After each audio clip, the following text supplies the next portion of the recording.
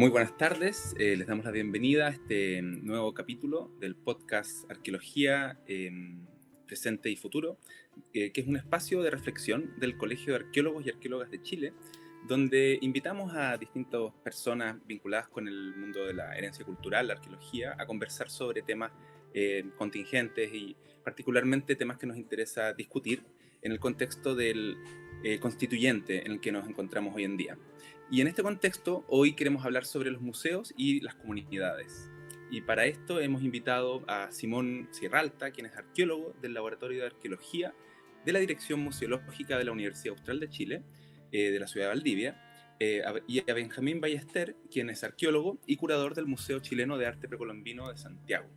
Este espacio es dirigido por quien les habla, Pablo Méndez Quirós, e Itací Correa, quienes somos arqueólogos participantes de la Mesa de Arqueología y Constitución del Colegio de Arqueólogas y Arqueólogos de Chile y la producción periodística a cargo de José Opaso. Entonces, el día de hoy queremos hablar sobre los museos y las comunidades. ¿Qué son los museos? Muchas veces pensamos que los museos son espacios consagrados al arte, pero en realidad son espacios que pueden estar vinculados con artes visuales, con ciencia o incluso con arqueología. Y en este contexto son espacios de reflexión, son espacios de apertura a las comunidades y al mismo tiempo son lugares de resguardo y conservación de estos objetos y estas obras. Y en el caso particular de los museos arqueológicos, estos elementos que están conservados y estos conocimientos que se están reflexionando y compartiendo, justamente tienen una relación muy importante con pueblos originarios o con comunidades tradicionales, pensando que también existen elementos de artesanías o de cultores actuales, ¿no? Entonces, en este contexto hay hartos temas para conversar respecto al rol de los museos y cómo se relacionan con estas distintas comunidades. Entonces, comenzamos la conversación. No sé si Simón o Benjamín quieren tomar la palabra. Sí, ya. Bueno, primero, muchas gracias por la invitación a participar, hablar de este tema que a lo mejor no es tan común como espacio de ejercicio profesional de nuestra disciplina, pese a que la gente puede asociarlo mucho a la arqueología a los museos, somos poquitos los que trabajamos realmente en museos. Así que es grato poder compartir, y particularmente con un tema tan interesante como son las comunidades. Quizá a lo mejor podría presentar un poco el caso particular de la Dirección Museológica de la Universidad Austral, que es una dirección que tiene 3 museos a su cargo: un museo histórico y antropológico, pero además un museo científico, y un museo que es como relativamente histórico también, que es el Museo Colonial Alemán de Frutillar. Entonces, es una institución que no solamente se ha centrado en la arqueología, sino que el trabajo que ha hecho digamos, en términos arqueológicos a lo largo de toda su historia, porque siempre ha sido un elemento presente, se combina con otro tipo de elementos: el elemento histórico, el elemento documental, el elemento archivístico, entre otros, y por lo tanto congrega igual a distintas comunidades. Entonces es un caso bien particular de trabajo, y creo que en eso es interesante el contraste a lo mejor que puede haber con un museo metropolitano y tan arqueológico como es el precolombino. No sé. Sí, aprovechar también, después tuyo, Simón, de saludar a todos, a todas y todos quienes están escuchando. Un agrado poder estar acá, que nos hayan invitado a conversar un rato. Un abrazo a Pablo y a Itací a la distancia, porque todavía seguimos semi-recluidos algunos. Y sí, es un tema súper interesante. Una de las cosas buenas que ha surgido de esta pandemia es que tenemos mucho más espacio para conversar y dialogar gracias a estas herramientas que tal vez antes usábamos poco.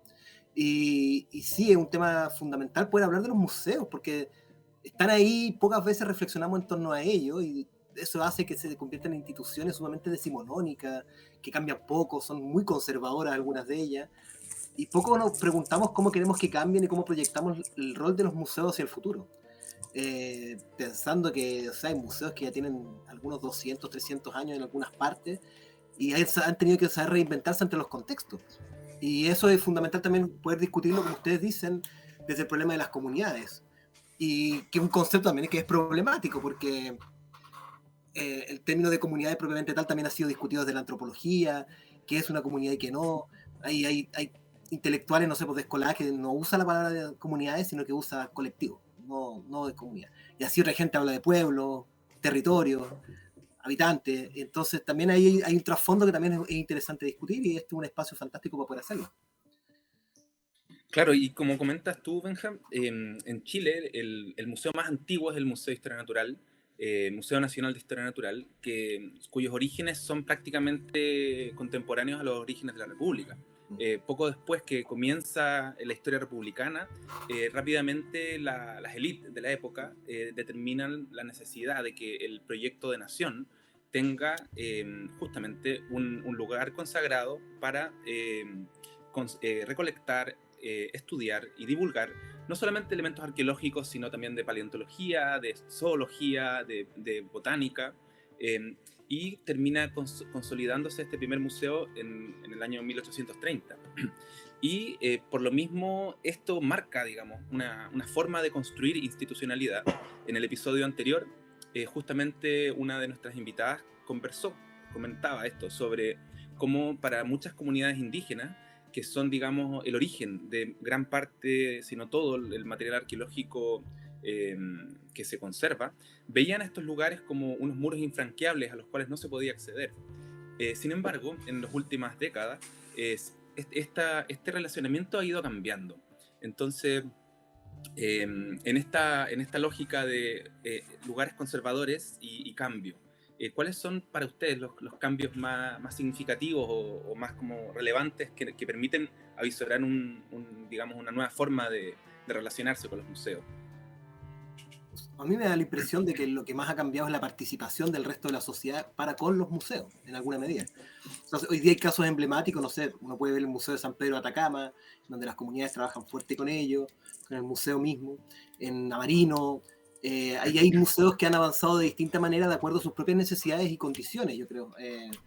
Finalmente también sucede que no todos los museos tienen las mismas voluntades para hacer ese tipo de cambios, ese tipo de transformaciones. No sé qué opinas tú, Simón. Sí, yo creo que ahí problematizar justamente el concepto de comunidades permite pensar esto en un sentido, por lo menos en el caso que yo siento más cercano, que hay un museo más regional, en un territorio con mucha complejidad en términos de la interculturalidad, de los distintos tipos de comunidades, porque nuestra institución, digo, la Universidad Austral, en general se constituye como una respuesta súper comunitaria a la ausencia del Estado en los años 50 en el territorio austral.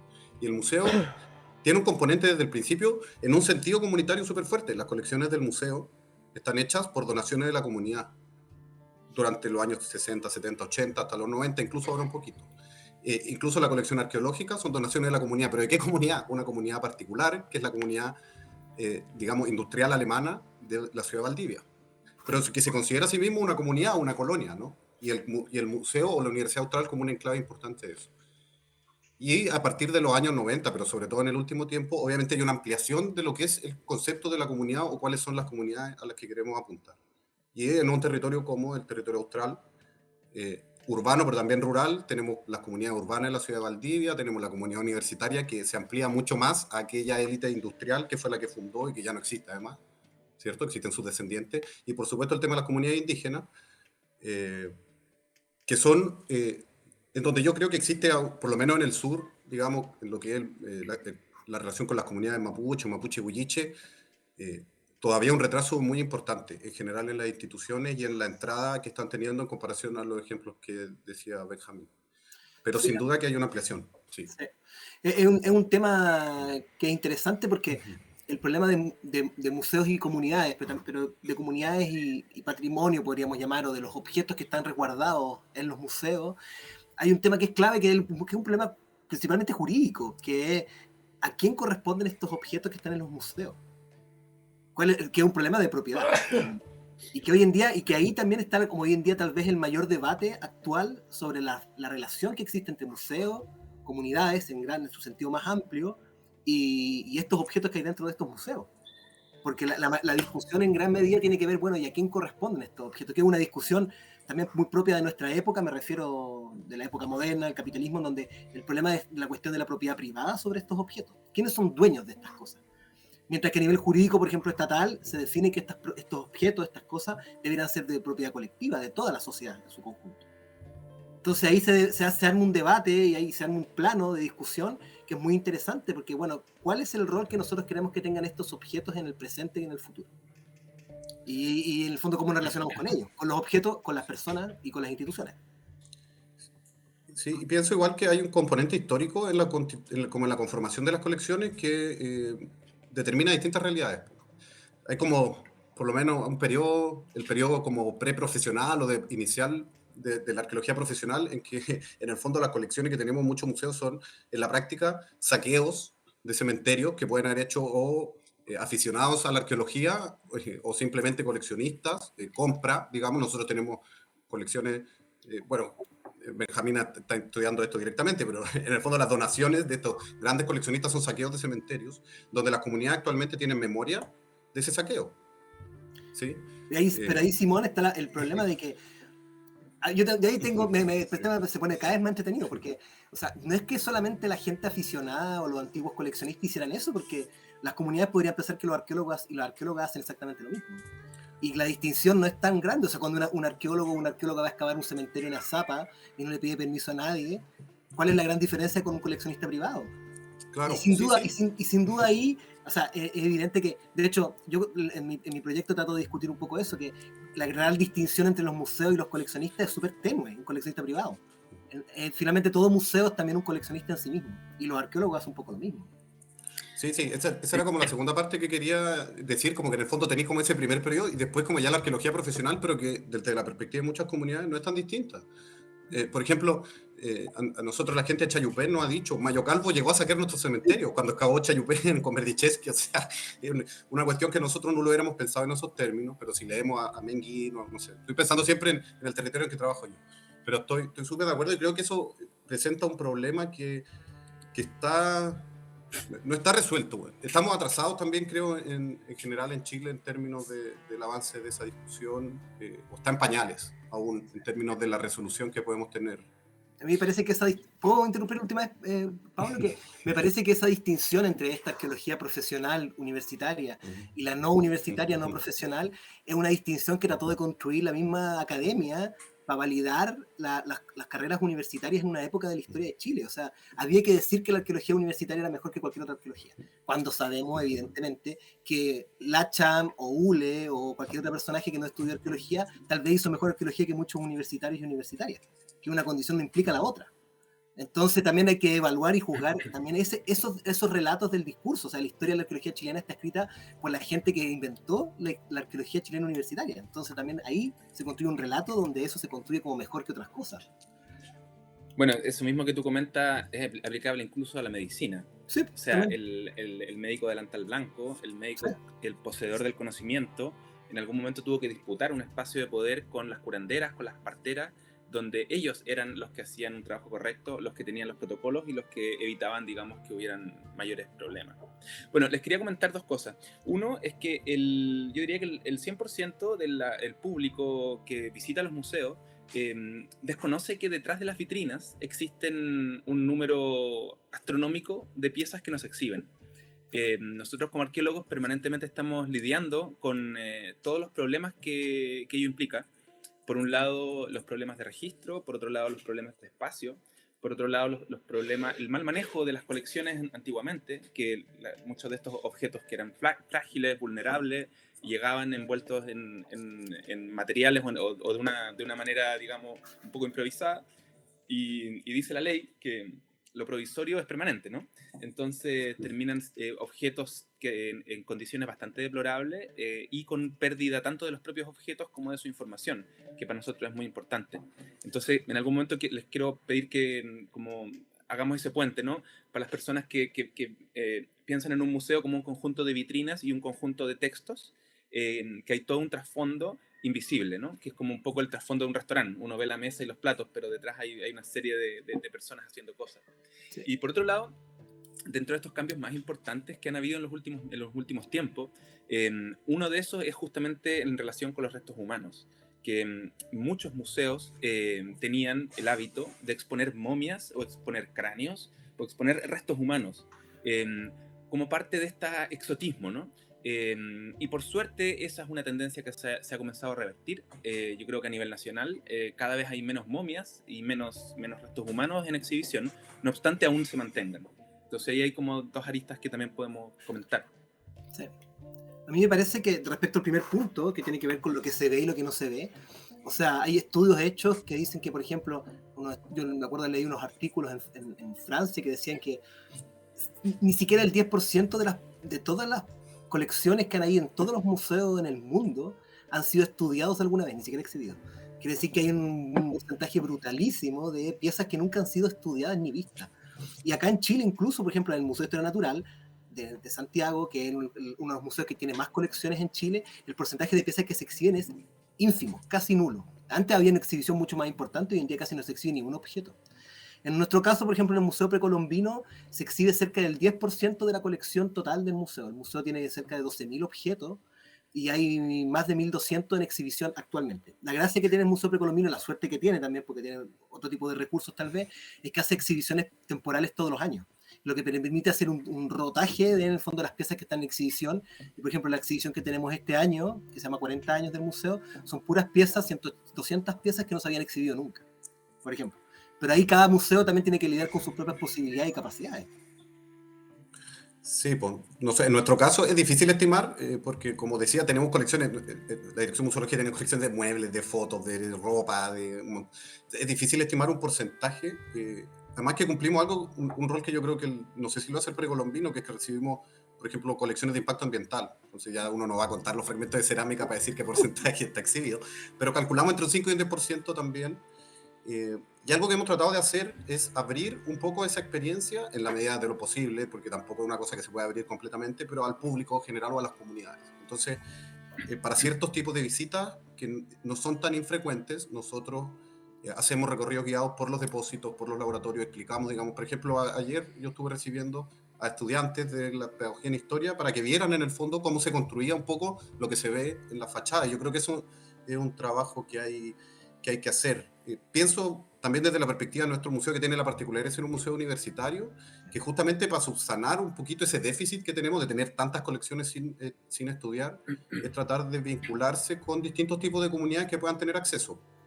Justamente la comunidad universitaria es una súper buena, porque tenía estudiantes que van a hacer tesis o práctica, o profesores que quieren exhibir algo o que tienen algún interés particular, pero también hemos tenido la suerte de invitar digamos, de acceder, no de invitar a solicitudes de comunidades indígenas que quieren ver, por ejemplo, nos tocó hace 2 semanas, querían ver vasijas completas, justamente del sector de Chayupén, o de la zona del Calafquén, querían ver vasijas completas porque estaban en un proceso de recuperación de las técnicas tradicionales de hacer cerámica y querían aprovechar eso para hacer réplicas como de estilo Pitrén. Entonces, también facilitar, digamos, el acceso. Y ellos entonces ven, chuta, en verdad, nosotros vimos esto que está en la vitrina, pero fue como, ya, miren, tenemos todas estas vasijas, vean. A nosotros nos pasa un poco lo mismo, que nosotros también tenemos una política en el museo de que cualquier persona puede enviar un correo o un mensaje a colecciones, a Pilar Allende o a Marina Varela, y pueden visitar las colecciones, sea cual sea la que están en el museo. De hecho, recibimos habitualmente gente de pueblos originarios, hay gente, hace poco tuvimos gente de Licanantay, hay gente de la zona mapuche, hay gente de Patagonia, y siempre en relación a distintos temas. Hay gente que quiere ver las colecciones que son del lugar donde provienen, por algún tema sensible, emocional. En algunas partes del museo se han hecho rituales también asociados a esto y ceremonias. Hay gente, por ejemplo, pues, recibimos habitualmente artesanos también que les gusta hacer réplica de algún tipo de objetos, también lo recibimos en función, de acuerdo a ciertas condiciones, porque está el problema de la propiedad cultural también, de los bienes tradicionales, que en el fondo, hace poco hubo un caso de gente que hacía réplica Selknam y Yaganes, y hubo toda una crítica de por qué se está vendiendo estas cosas si tienen una tradición y un origen que es muy particular y que no cualquiera puede explotarlo económicamente. Pero nosotros hacemos un montón recibimos mucha gente también en ese sentido, y creo que es lo lógico. Si finalmente hay que entender que estas piezas de la legislación actual son de uso público, son colectivas, son de toda la sociedad. Y nosotros, por ejemplo, como museo tenemos, en términos formales, decimos, nosotros somos custodios de la colección. En ningún caso existe una propiedad sobre ella. Sí. Bueno, el otro tema que tiráis, Pablo, de los restos humanos bueno, obviamente yo creo que es el tema más complejo al que estamos enfrentados la gente que trabaja en un museo ahora, ya sea porque se nos vino o se nos viene, o se está viniendo, está ocurriendo, y es sumamente complejo porque de nuevo hay tantas perspectivas como comunidades involucradas pueden haber. Está una que es la perspectiva científica, digamos, de la investigación y el valor informativo, digamos, que puedan tener los restos. El tema de no exhibir, que obviamente yo soy partidario de no exhibir, nosotros no exhibimos, pero nos ha pasado que llegan visitantes que fueron hace varias décadas en que había exhibición de unas momias de Azapa que unos estudiantes en gira de estudio le habían llevado al fundador del museo en los años 60. Así como regalo, profe, le trajimos esto. Y la gente reclamaba, oye, pero yo vine hace 20 años y habían unas momias, ya no están las momias, qué fome. O sea, hay una...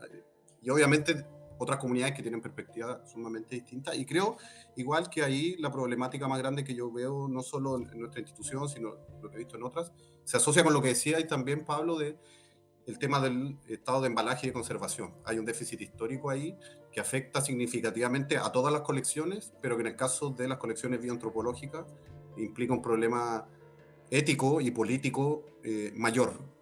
Que no es que los otros objetos no sean importantes ni nada, pero evidentemente cuando estamos hablando de cuerpos es distinto. Y en ese sentido mi saludo a una de las sesiones anteriores a la Fundación Matrida, que yo soy fan del trabajo que están haciendo ahí las colegas, porque es un déficit transversal a toda la institución. Igual ahí, Simón, yo estoy 100% de acuerdo contigo, porque o sea, yo creo que igual cada cultura y cada sociedad establece sus propios límites en torno a estos temas, eso también es claro. O sea, el caso de la Miss Chile, famosa en San Pedro de Atacama, que se exhibía ahí, y la gente, después los turistas no querían ir a San Pedro de Atacama porque no estaba el cuerpo ahí en exhibición. Pero pasa que cada cultura y cada tiempo también, cada época, establece una propia ética sobre el cuerpo. Y hoy en día es muy mal visto, pero hace 10, 20 años era una cosa normal e incluso positiva. Y esa ética del cuerpo, por ejemplo, si uno evalúa la cultura chinchorro, los chinchorros tenían otra ética del cuerpo y andaban exhibiendo tal vez sus cuerpos por ahí por allá todo el tiempo. Y eso también depende. Por ejemplo, tú vas a México y hay lugares, museos gigantes, donde exhiben los cuerpos de los muertos actuales en las vitrinas de los lugares. Y porque el cuerpo pasa a ser como un bien de uso público, un bien de exhibición público. Pero la comunidad en su conjunto, todo el colectivo está de acuerdo con que eso ocurra. El problema de nuestra sociedad actual es que no estamos de acuerdo con que eso ocurra. Y ese es el fenómeno que hay que validar, hay que entender y hay que respetar, por supuesto. Y sobre todo discutir, Sí. porque son temas con muchas aristas, ¿no? Sí. Y de lo que acaban de comentar, algo que me hace mucho sentido en el contexto constituyente, si pensamos que todo camina hacia la aprobación de la nueva constitución, afloran conceptos nuevos, ¿no? Como un Estado plurinacional, como un Estado realmente regionalizado, donde los distintos territorios tienen una serie de posibilidades administrativas que hasta ahora no han tenido. Entonces, como conversábamos al principio, cuando surge el primer Museo de Chile, era esa lógica de concentrar en un solo lugar la mayor cantidad de conocimiento posible, que es todo lo contrario al camino a donde nos dirigimos ahora, que es intentar de que haya múltiples focos, evitar este estado hipercentralizado por un estado con mucho más territorio. Y la gran pregunta es esto del uso público. Cuando estamos hablando de estado plurinacional y de un empoderamiento de las comunidades indígenas, justamente surgen visiones donde algunas comunidades indígenas buscan quitar esto de dominio público y esto de un bien colectivo y dice, esto es nuestro y nadie más puede participar, lo que es un problema, digamos, no solamente emergente a futuro con el tema constitucional, sino incluso en la actualidad. En muchos espacios se están generando roces, se están generando estas disputas donde ya se está cuestionando el acceso público y horizontal o transversal a ciertos lugares o a ciertos bienes. Yo ahí está el tema central, yo creo, porque finalmente lo que ha pasado es que también en esta reflexión de estas comunidades que han sido excluidas constantemente de la historia del poder político, están queriendo tomar parte de una cosa que el resto de la sociedad, o una parte de la sociedad, se apropió en un momento. Y en el fondo es como una discusión de apropiaciones. Pero que uno también desde afuera también puede juzgar, porque, o sea, ¿cuánto contribuye a esto a que solucionemos o que erradiquemos, no sé, el problema de la propiedad privada o otro tipo de temas? Porque tal vez ahí en el fondo estamos exacerbando una cuestión y todo al final se va a discutir en términos de qué es mío y qué es tuyo. Y que o sea, es la discusión actual tal vez, pero hay que ver el fondo de este sistema, que creo que ahí está la cuestión más interesante a discutir. Y ahí quería tomar un caso, Pablo, de lo que tú mencionaste respecto a la constitución actual. O sea, hay un artículo muy bueno, no sé si lo han leído, de James Clifford, que él hace un estudio de los museos en la zona de Vancouver, y estudia 5 museos, todos son de la misma comunidad de pueblo originario, de primeras naciones allá, y cada museo construye su propio relato desde los mismos objetos. O sea, son las mismas piezas, pero 5 relatos completamente distintos construidos desde sus museos. Que es súper interesante porque te da esta opción de la multivocalidad a través de las instalaciones museográficas. Y en eso, una vez yo lo discutí con gente de San Pedro de Atacama, que cada ayu tenía las ganas de tener su propio museo. Pero cuando les mostramos los depósitos y las colecciones, la cantidad de gente que trabajaba ahí, y la cantidad de plata que se invertía, dijeron, chuta, no vamos a poder hacer esto, cada ayu tenga su propio museo. Porque el costo y lo que hay detrás es gigantesco y a veces, como tú dices, solamente se ve la vitrina o el objeto. Pero lo que hay detrás es bestial. Sí, en el territorio austral pasa algo parecido. Hay mucha demanda como por hacer, o sea, no sé, mucha, pero hay mucha gente que tiene la idea, por ejemplo, de sacamos un museo comunitario. Tengamos una sala de exhibición en cada lugar. Es como, ok, pero eso tiene... no es llegar y poner la vasija porque te las van a robar, no sé, van a pasar un montón de cosas asociadas. Hay que tener, digamos, un modelo de gestión que es complejo. Y en eso igual la dirección museológica en particular ha tomado como un rol en los casos en que se puede prestar, no sé si asesoría o apoyo al desarrollo de ese tipo de iniciativas que están... Y creo que al final lo que hay que hacer, como el problema general que se está planteando, es que tanto los museos como la arqueología tienen que soltar un poco la cuestión y dejar que el tema se resuelva en una discusión mucho más amplia, en donde uno sea, con suerte, una voz, con suerte. Incluso yo a veces pienso ni siquiera, ok, vean, o sea, participemos en tanto personas, pero no en tanto profesional o en tanto museo, y tengamos una discusión colectiva de toda la gente que esté interesada, porque el nivel de el caso a caso es demasiado diverso. Hay comunidades mapuche que encuentran que es un ultraje que uno levante un fragmento cerámico, y tenemos otras comunidades en la costa que en el fondo nos solicitan que hagamos investigación o se alimentan de la investigación que podemos hacer por distintas razones, que acuden al museo o a la dirección museológica como una unidad académica que les puede prestar apoyo en un proceso de investigación arqueológica o digamos, de reivindicación patrimonial. Y en ese sentido lo que nosotros estamos planteando ahora, de hecho en nuestra última planificación estratégica, es que uno de los objetivos del trabajo del museo con las comunidades es construir comunidades patrimonialmente activas. Ese fue el concepto que utilizamos. Para que justamente estos espacios de discusión sean informados, todas las comunidades estén informadas y puedan participar con las herramientas posibles para resolver esto, porque no creo que haya una respuesta. Decir, la propiedad de las comunidades, sí. No, es de la ciencia, no, es del Estado. El problema ahí, Simón, es que nos topamos con que a veces miramos el problema de los pueblos originarios de estas comunidades de una manera súper romántica, y claro, esperamos las mejores de las intenciones de una manera bien idealizada, pero son personas tal como el resto de las personas y pueden cometer los mismos errores que puede cometer cualquier persona. Y o sea, ¿qué pasa si una comunidad decide que ellos quieren, porque son pueblos originarios, vender todas sus colecciones a un coleccionista en Nueva York y qué sé yo? Entonces, sí, yo ahí, o sea, yo no tengo respuesta a esto, estoy planteando simplemente los escenarios. Yo justamente me he puesto en ese mismo escenario. ¿Qué pasa si una comunidad dice, nosotros queremos destruir todo porque nos interesa que acá se instale una minera, o nos interesa construir un estadio y sale muy caro el rescate y en realidad para nosotros no es relevante? Situaciones hipotéticas, ¿no? Sí. ¿Hasta qué punto? Que no son tan hipotéticas, sí, efectivamente, pero lo que voy que no es un caso específico que haya ocurrido. Entonces, ¿hasta qué punto esta, digamos, horizontalidad del diálogo puede, digamos, o sea, hasta qué punto puede carecer de un mediador o de un moderador que pueda establecer, digamos, como puntos mínimos? Y ahí, sí, porque ahí se juntan el problema de las comunidades y todas las, o sea, ¿qué es una comunidad y cuántas comunidades hay y cómo se articulan entre sí? Porque hay un artículo muy bueno que hizo una antropóloga francesa en Oyuni, que es una etnografía del saqueo de tumbas en Oyuni, actual, en el año 2012, creo que es 13. Y, o sea, las mismas comunidades sacan sus tumbas y se las venden a los laboratoristas y a la gente en Francia y en otros lados, en Canadá. Son las mismas comunidades que lo hacen. En algunos casos, o sea, esto no hay que generalizar, por supuesto, no es mi intención hacerlo, pero sí plantear los escenarios, ¿cachai? Y que ese problema que es un problema que uno podría, desde la perspectiva de algunas personas, uno podría dejar a la comunidad que haga lo que quiera, o que suceda lo que sea. O sea, ¿qué pasa con el resto de las comunidades que también vivimos en ese mismo escenario? Porque aquí convivimos muchas comunidades, o colectivos. Lo que yo creo que ahí es una discusión que es un tanto ficticia. Porque ese problema ya existe. El problema es que la comunidad que decide ahora no es esa comunidad, pues es la comunidad que se llama Estado o mundo. Y en Chile, digamos, con el modelo que tenemos, eso está dejado, digamos, a la dinámica del mercado, porque la decisión de destruir elementos patrimoniales en pos del desarrollo es una decisión que se toma todos los días. Por Nosotros supuesto. lo vemos en todos los territorios. Entonces, decir, que las comunidades van a decir eso, bueno, yo ahí sé que no vería un cambio significativo, porque lo que veo en la misma ciudad de Valdivia es que producto del modelo de evaluación de impacto ambiental se están destruyendo sitios, porque se cavan, pero se cavan mal, o se cavan para nada, que al final es lo mismo que destruirlos, y alguien está tomando esa decisión. Entonces, cuando yo digo esto hay que resolverlo fuera de la arqueología, fuera del Estado, no digo, hay que decirle, porque justamente a veces es difícil decir qué comunidades. En un territorio hay 5, 6, 7 comunidades, y no solamente está la comunidad indígena, además, existen múltiples comunidades. En el fondo hay que ver cuál es el mecanismo de resolución de la discusión en el caso a caso.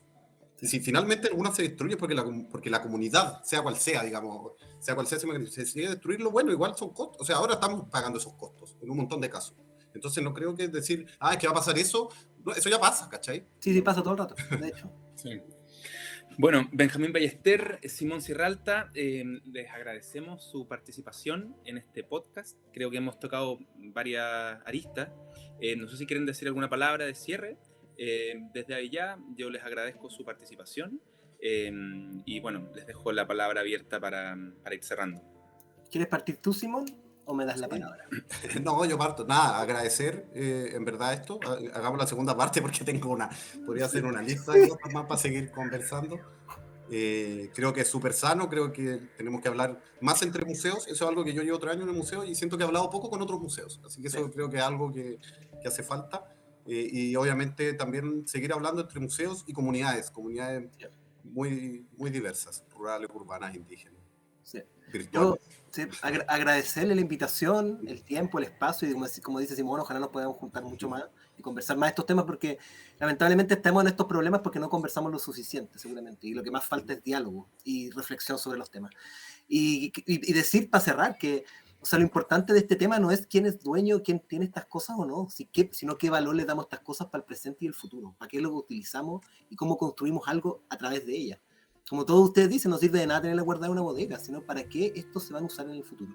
Y ese para qué y con qué propósito de estos objetos o colecciones también vale para todas las comunidades. Y es un tema de reflexionar ahí, para todas las comunidades, incluidos nosotros y las otras personas que conviven con nosotros. Exactamente, bueno, un poco por eso el título de este podcast, Arqueología, Presente y Futuro, para justamente entender que nuestro pasado nos tiene que invitar y nos tiene que obligar a reflexionar desde el presente cuáles son los lineamientos y cuáles son las experiencias que tenemos que ir asumiendo y los desafíos que tenemos que ir resolviendo para un mejor futuro. Así que bueno, muchas gracias y esperamos que sigan nuestro podcast y vamos a seguir subiendo capítulos cada 2 semanas con temas de interés. Así que les pedimos que compartan estos enlaces con sus amigos, con sus comunidades y por supuesto queda la invitación extendida si es que quisieran autoinvitarse. Los invitamos a autoinvitarse y que se contacten con nosotros. Así que muchas gracias y bueno, nos vemos en 2 semanas. Bueno, que estén muy bien. Cuídense.